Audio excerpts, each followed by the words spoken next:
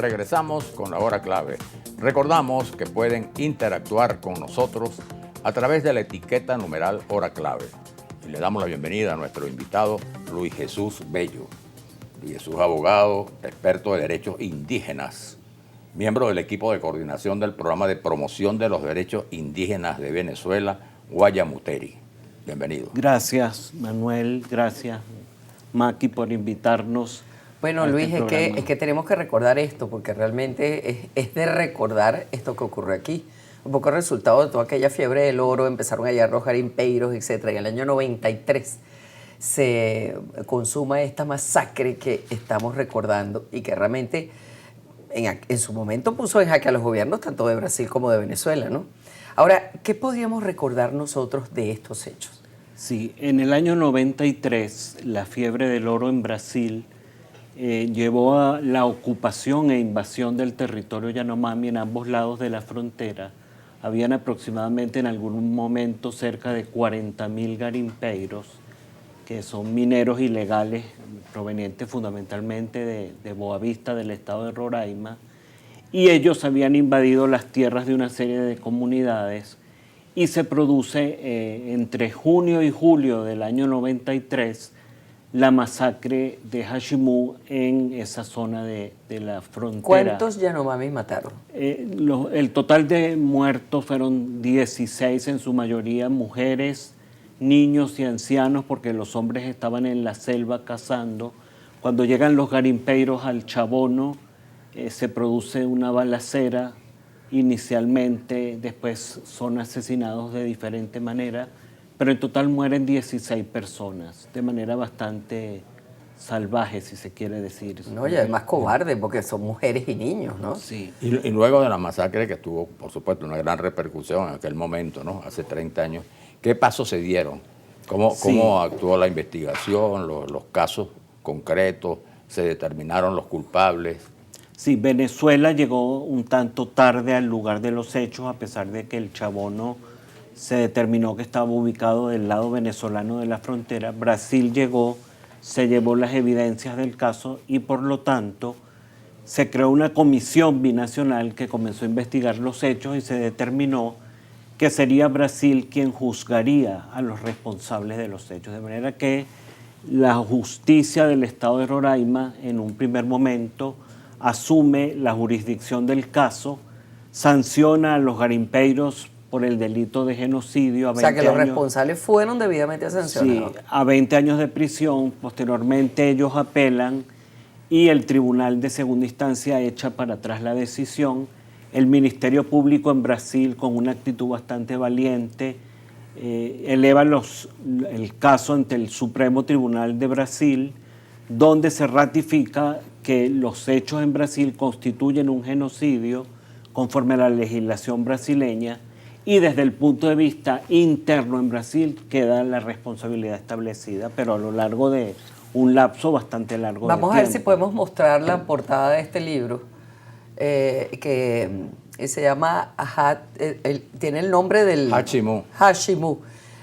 Dice Hashimu 30 años después. Hashimu fue la comunidad, ¿no? Sí. En donde estaba justamente, en donde ocurre este hecho tan sangriento.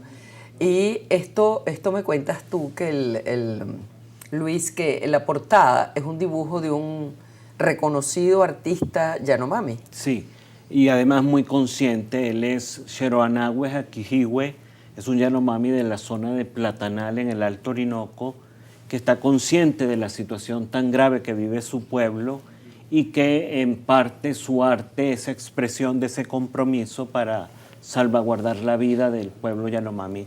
Con ocasión de los 30 años de la masacre de Hashimu, Xeroanahue, que ha ganado varios premios internacionales, con su arte elaboró una serie de dibujos y de pinturas que fueron expuestos el año pasado con ocasión de los 30 años de la masacre. Y sería interesante decir que eso que ustedes ven ahí, que son como unas líneas rojas en la portada del libro, simulan o recuerdan, simbolizan la sangre que derramaron los Yanomamis y que habría teñido a esos ríos de rojo, sí, ¿no? Porque eso ocurrió en la zona de las cabeceras del río Orinoco, está la comunidad de Hashimu, y bueno, eso estaba ocurriendo a finales de los 80 y comienzos de los 90, de manera pues que fueron hechos muy duros, muy graves, porque casi fueron destruidas las fuentes del Orinoco.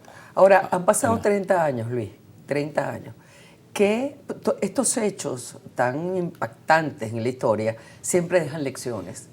¿Qué pasó a raíz de todo eso? ¿Cómo modificó la situación?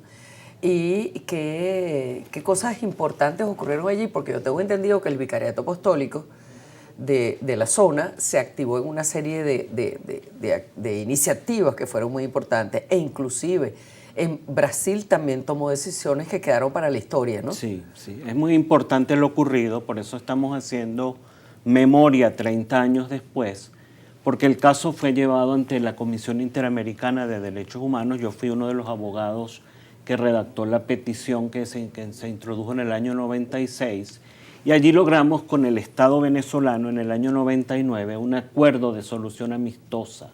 Es decir, el caso no llegó a la Corte, sino que llegó a un acuerdo de solución que permitió, entre otras cosas, crear como indemnización una indemnización colectiva en términos de inversión en salud. Es decir, no se pactó una suma de dinero como indemnización, sino que el original del caso es que se acordó un plan de salud integral para beneficiar al pueblo Yanomami, que estuvo funcionando con un fideicomiso más o menos unos 5 o 6 años, y que mostró ante el mundo y ante Venezuela como país que es posible abordar el problema de la salud en el área Yanomami con inversión específica que permite el funcionamiento del sistema público que le da una de mejor salud. calidad de vida a los Sí, indígenas. porque la situación de salud es una de las cosas más graves en el pueblo Yanomami. Ahora, la situación actual, sabíamos pues todas estas cosas que ocurrieron hace 30 años.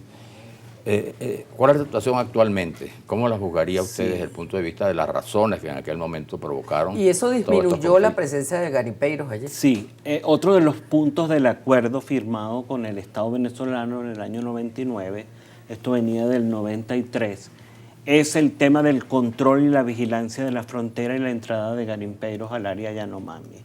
Porque hay una relación directa entre la transmisión de enfermedades y la movilidad de los garimpeiros en el área. Es decir, son agentes de transmisión no solo de violencia, sino de enfermedades como paludismo, hepatitis, sarampión, tuberculosis, y con serias deficiencias en el funcionamiento del sistema de salud. Actualmente la situación es delicada, es bastante delicada. Podemos decir que del lado brasileño había en el año pasado y hace 2 o 3 años unos 20.000 garimpeiros. El gobierno brasileño actuó y desalojó bastante el área, pero nuevamente comienzan a entrar porque el problema es cíclico. O sea, hay que tener un programa de vigilancia permanente para evitar la entrada. O sea, eso es por las cabeceras del Orinoco del lado venezolano. Del Orinoco y también en toda la zona de la Sierra Parima, del Alto Siapa, del Alto Camo, del Alto Ventuar, inclusive hay garimpeiros. Ahora, la presencia de esa gente allí no solamente plantea un peligro para nuestros indígenas, sino que al mismo tiempo plantea también un tema allí de soberanía, ¿no? Sí, sí. Es evidente que el Estado venezolano debe asumir responsablemente esto.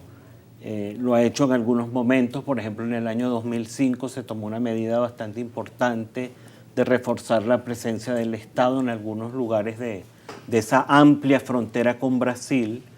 Y bueno, muestra que uno de los aspectos del acuerdo de solución amistosa también tenía razón de ser, que era ese programa de vigilancia y control asumido por el Estado venezolano como un compromiso. Pero una de las cosas con las que podemos decir que más efectividad se tuvo fue con lo de poner en práctica esa inversión colectiva en salud a través del Plan de Salud Yanomami. Ahora, eso se mantiene. Eso permitió controlar problemas, por ejemplo, como la mortalidad y la morbilidad en la zona. Los índices de mortalidad en la población Yanomami descendieron bastante con la aplicación del plan. Pero se mantiene el plan. El plan está, pero tiene problemas de presupuesto, y una de las cosas que estamos buscando es tratar de ser puente con el Estado venezolano para tratar de que se asuma la misma política del plan de salud, se le asignen recursos y se ponga en funcionamiento el sistema de Ahora, de Luis, salud. tú eres un experto en temas de derechos humanos indígenas y entiendo que frecuentemente visitas las comunidades Yanomami. Me imagino que las que se pueden visitar, porque habrá sitios donde están estos señores garimpeiros que deben ser sumamente peligrosos, ¿no? Sí. Pero cuando tú vas allá, ¿qué impresión traes? Es decir, ¿cómo sientes? Y sobre todo, ¿qué recuerdo tienen ellos de esta cosa tan terrible que ocurrió Sí. como comunidad? Fíjate que el libro trae una cosa interesante que son unos dibujos de la vida cotidiana de la comunidad de Hashimu, hechos por un niño que tenía 3 años al momento de la masacre. Y él describe la cotidianidad del pueblo Yanomami, su vida normal.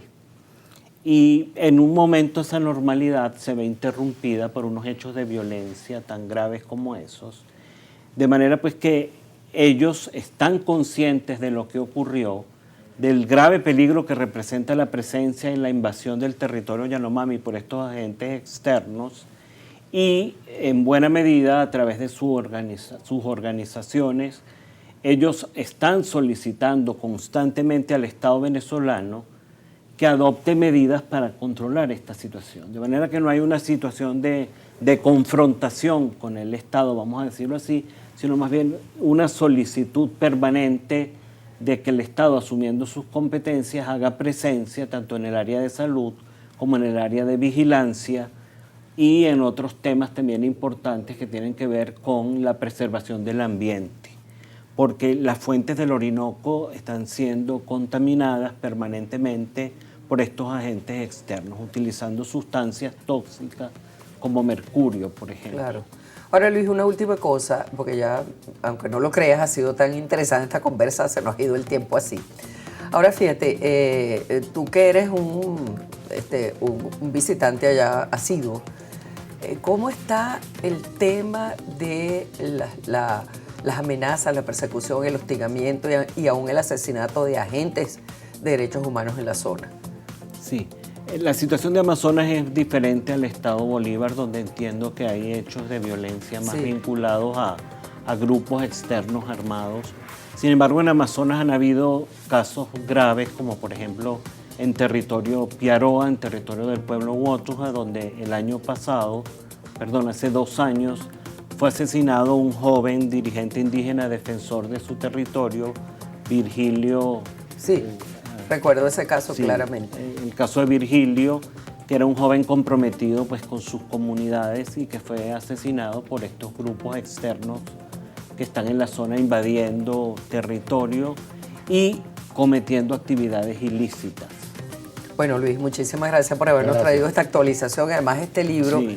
que realmente nos vamos a devorar, este libro que recuerda pues estos 30 años Sí. que han ocurrido desde la masacre de los Yanomami en el año 1993. Fíjate que te dice al final una perspectiva de defensa de los derechos indígenas. Así y ese es. es el llamado que hacemos no solo al Estado venezolano, sino a la sociedad venezolana en su conjunto, que asuma esa visión. Claro, que se sensibilice frente a este tema. Frente a este tema, sí. Luis, muchas gracias. Muchas Vamos gracias. a Ustedes estar- por invitarnos y agradecidos. Mientras los despedimos, vamos inmediatamente a la pausa y regresamos.